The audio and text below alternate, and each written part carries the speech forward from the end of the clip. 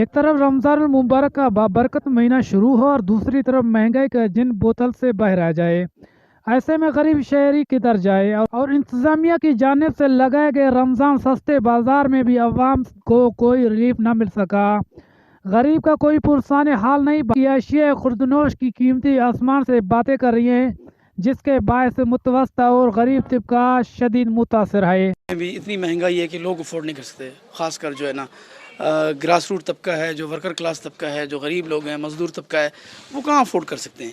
آپ چینی کو لے لیں کتنی جو ہے نا مہنگی ہے، دال کو لے لیں کتنی مہنگی ہے، گھی کتنا مہنگا ہے، آٹا کتنا مہنگا ہے۔ ان ساری چیزوں کو کنٹرول کرنے کی ضرورت ہے، اور حکومت کو چاہیے کہ دال سستی ہو، گھی سستا ہو، ان کو یہ چیزیں چاہیے سستی۔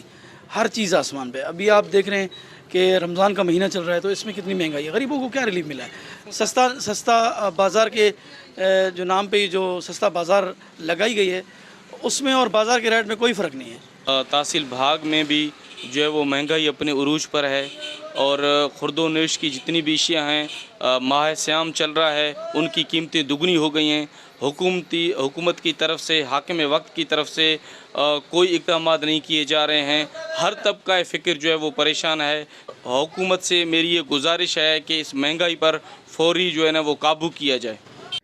شہریوں کا کہنا ہے کہ حکومتی سطح پر کوئی قیمتوں کا کنٹرول کرنے والا نہیں ہے، جس سے دکاندار من مانی قیمتوں پر اشیاء فروخت کر رہے ہیں۔ پہلے ہی بے روزگاری اور معاشی مشکلات نے عوام کو پریشان کر رکھا ہے۔